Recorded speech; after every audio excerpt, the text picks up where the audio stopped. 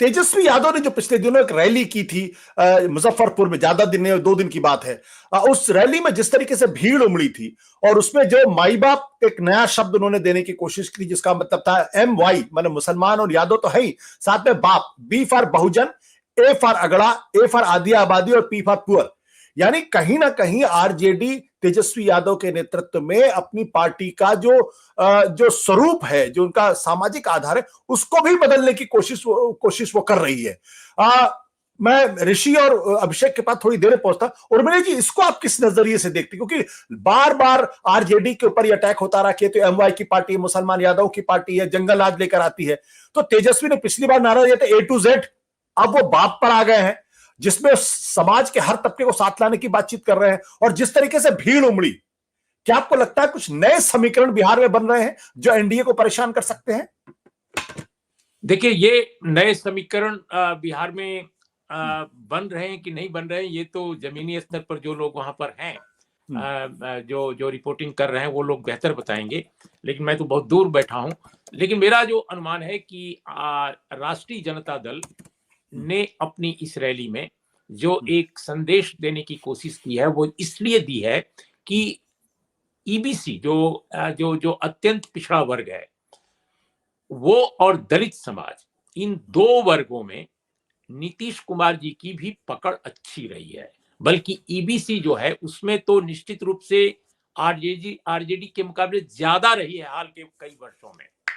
दलित समाज में निश्चित रूप से आरजेडी की भी अच्छी पकड़ रही है। और आरजेडी का जो एक एलआई है, बहुत महत्वपूर्ण एलआई है, जिसको आमतौर पे मेन स्ट्रीम मीडिया उतना महत्वपूर्ण नहीं मानता, वो है सीपीआईएमएल की भी अच्छी पकड़ रही है। जिन जिन पॉकेट्स में उसका अपना आधार है, वहां दलित समाज में उनकी बहुत अच्छी पकड़ है। ईबीसी में भी है और बैकवर्ड कम्युनिटी में भी है। दिलचस्प बात यह है। तो पिछले चुनाव को अगर आप देखें, विधानसभा के और लोकसभा के भी देखें, तो उसमें आप पाएंगे कि सीटें भले उनको न मिली, कांग्रेस को एक सीट मिली, लेकिन जो गठबंधन था उसमें अगर एक्सट्रीम बैकवर्ड कम्युनिटी का कंपोनेंट जुड़ा होता, वो जो सेक्शन जुड़ा होता, तो नतीजे आश्चर्यजनक हो सकते थे। जो मैंने डेटा, मेरे पास इस समय नहीं है, लेकिन एक समय मैंने वो डेटा एक्सेस किया था, देखा था, और उसमें मुझे भी ऐसा लगा कि ये जो अत्यंत पिछड़ा वर्ग है, उसके वजह से आरजेडी या इस अलायंस को उसमें उतनी सीटें नहीं मिली। मेरा अनुमान यह है कि इस बार तेजस्वी यादव जो इस यात्रा में गए हैं, उसमें उनका भी जोर गांव में अत्यंत पिछड़ी जातियों और दलित समाज के लोगों के बीच है, क्योंकि यादव और जो माइनॉरिटी कम्युनिटी के लोग हैं, वो इस गठबंधन को छोड़कर कहीं नहीं जाने वाले हैं। एक जमाने में नीतीश कुमार जी के कारण वो एनडीए के साथ कभी कभी वोट कर लेते थे, लेकिन आज की तारीख में जो बिहार का माइनॉरिटी कम्युनिटी का वोटर है, वो किसी कीमत पर एनडीए के साथ नहीं जाएगा। चाहे उसमें चिराग पासवान जुड़ जाए, चाहे उसमें कोई भी जुड़ जाए, वो थोक के भाव, थोक वोट जो मिलेंगे, सबसे अधिक जो मैक्सिमम वोट मिलेगा वो इसको मिलेगा। तो अति पिछड़ी जाति और दलित जाति में अगर एक वर्ग में अगर ये पकड़ बना लेते हैं, तो बहुत बड़ी ताकत के रूप में ये महागठबंधन उभर सकता है। अब रहा जो अपर कास्ट के मामले में, अभी मैंने देखा कि जो अपने आप को मंडलवादी पार्टियां बोलते हैं, उनके अंदर भी एक रीथिंकिंग उभर कर आ रही है कि भाई, आज की तारीख में जब एक अपर कास्ट डोमिनेटेड पार्टी, ब्राह्मण बनिया बेस जो जिसका रहा है भारतीय जनता पार्टी, अगर वो दलित और पिछड़े वर्गों में इतनी ज्यादा तेजी से काम कर रही है, उनके बीच में उसकी अच्छी घुसपैठ हुई है सोशल इंजीनियरिंग के नाम पर, तो हम अपने सोशल जस्टिस के प्लान को क्यों ना एक्सपेंड करें। तो ये मुझे लगता है कि इस स्ट्रेटजी पर तेजस्वी यादव ने वो नारा दिया जिसकी बहुत चर्चा है। लेकिन आज भी उत्तर प्रदेश का हो, चाहे बिहार का हो, या हिंदी भाषी किसी भी राज्य का, जो अपर कास्ट है, उसकी एकमात्र जो वरीयता है वो भारतीय जनता पार्टी है।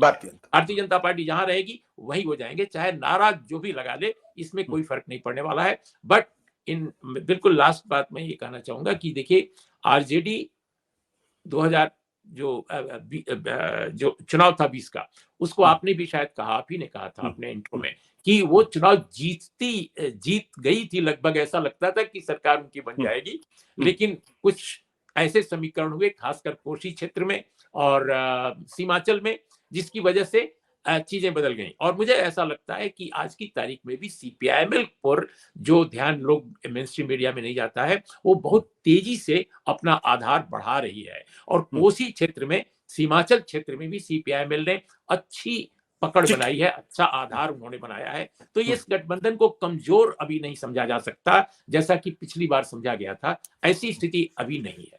बिल्कुल। ऋषि, आप मुजफ्फरपुर में बैठे हुए हैं।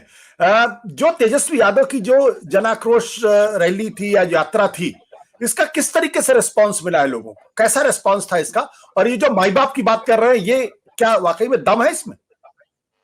देखिए आशुतोष जी, जो तेजस्वी यादव ने जन आशीर्वाद यात्रा मुजफ्फरपुर से शुरू की थी और सीतामढ़ी शिवहर में एक ही दिन का कार्यक्रम था। काफी भीड़, बड़ी संख्या में भीड़ जो है उनके आशीर्वाद यात्रा में लोग आए थे। लेकिन देखिए, जो ग्राउंड रियलिटी है उसको समझना होगा। उमलेश जी के बात से मैं सहमत हूँ। देखिए, एमवाई समीकरण आज भी उतनी ही मजबूती के साथ राजद के साथ है, महागठबंधन के साथ है। लेकिन आपको यदि सीट निकालना है, आपको जो जन समर्थन मिल रहा है उसको सीट में कन्वर्ट करना है। आपको गैर यादव ओबीसी का समर्थन चाहिए, ईबीसी का चाहिए, दलितों का चाहिए, अग्री अग्री जातियों का भी चाहिए। लेकिन जो ग्राउंड रियलिटी है, आज भी जो सामाजिक समीकरण है वो मजबूर कर देता है। देखिए, बहुत बहुत लोगों की इच्छा होती है कि महागठबंधन को वोट दे। मुजफ्फरपुर की बात बता रहा हूँ, मुजफ्फरपुर की बात बता रहा हूँ कि बहुत से अग्री जाति, भूमिया, ब्राह्मण, राजपूत के बड़ा तबका जो है महागठबंधन की तरफ शिफ्ट करना चाहते हैं। लेकिन जो राजद का इतिहास रहा है, सामाजिक समीकरण रहा है, जातीय क्लेश रही है, वो जब बूथ तक जाती है वहां वो टूट जाता है। इस पे काम करना होगा तेजस्वी यादव को। नो डाउट तेजस्वी यादव को जन समर्थन मिल रहा है और जिस प्रकार से तमाम सर्वे जो चैनल पे जो दिख रहे हैं कि एक तरफा लैंडस्लाइड विक्ट्री एनडीए को बिहार में मिलने जा रही है, वो स्थिति नहीं है। लेकिन तेजस्वी यादव को जो ए टू जेड की बात कर रहे हैं, ए टू जेड की बात ग्राउंड पे भी दिखनी चाहिए। आप यादव और मुसलमान के अलावा, हालांकि मुसलमानों को तो अब टिकट मिलने नहीं जा रहा है जिस प्रकार से जो समीकरण बन रहे हैं। आप शिवहर में ही आशुतोष जी, आप अपनी बिरादरी से, एक पत्रकार बिरादरी से हैं, वो काफी तैयारी कर रहे हैं, लेकिन जो समीकरण बन रहा है उसमें उनकी जो सीटिंग फिट नहीं बैठ पा रही है। ठीक है। आपको कुशवाहा है, कुर्मी है, मतलब पचफोरना, बिहार के भाषा में पचफोरना जो तबका है उसको आपको एड ऑन करना होगा और उसके लिए काम करना होगा, ग्राउंड रियलिटी पे काम करना होगा। सत्य हिंदी का ऐप डाउनलोड करें गूगल प्ले स्टोर पर।